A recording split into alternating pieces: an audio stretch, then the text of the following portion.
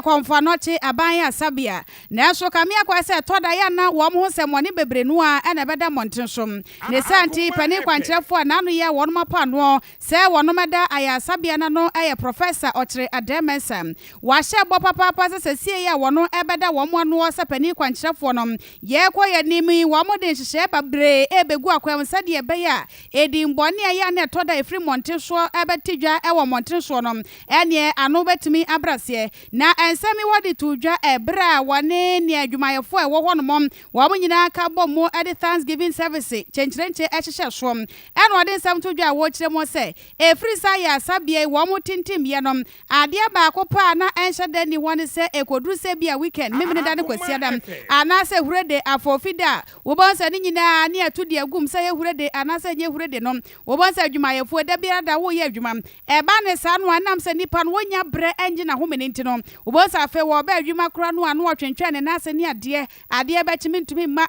ena me fa ha me si ha eno te se de ba ya sa ne ma ne nyina no ano betimi abrase ne ntino wane mpanifo ebe kasa pa wane ka bia wo mo nyina da wono makasa kura sie ya chese wono de roster bi ebeba ebebo pa ema holiday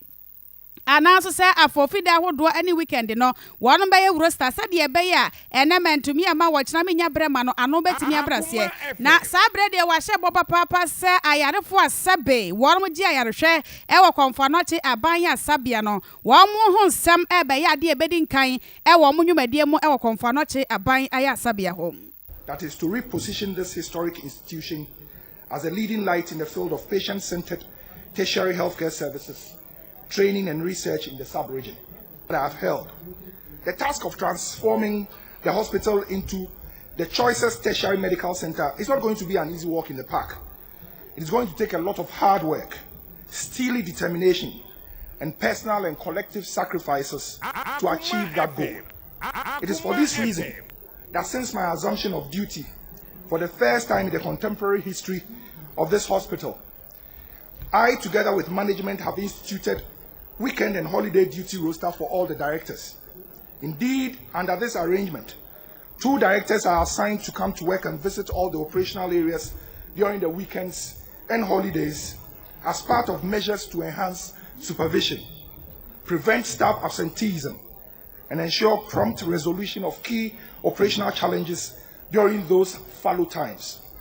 The various director and management teams have also been tasked to assign a member to be on duty during those periods so that together with the directors, operational issues could be addressed in a swift and coordinated manner. These rounds are being copiously complemented by my around-the-clock unannounced visits. The amazing thing is that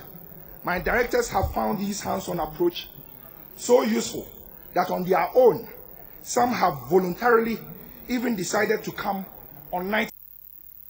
Etin sakra no de dodo no anu ode gu akwam ogidi se nya de be ye mre na enso obesie pinipa prim ni trim sa de be ye a enema bia ya na etochew ewa ya sabe ho no betime di hihye papa egu akwam eno kan ye se weekend sei na fesu kra hrede ahodo wo mo de roster be ba che se be bo pa ama supervision papa timi akoso na enemi ntumi ma de che ma adwuma no ano betime abrase ene a wotie ye Professor Otchere-Addai nanu ya no mo pa no sa pani kwankyerefo am wada konfanoche aban aya sabia no ano.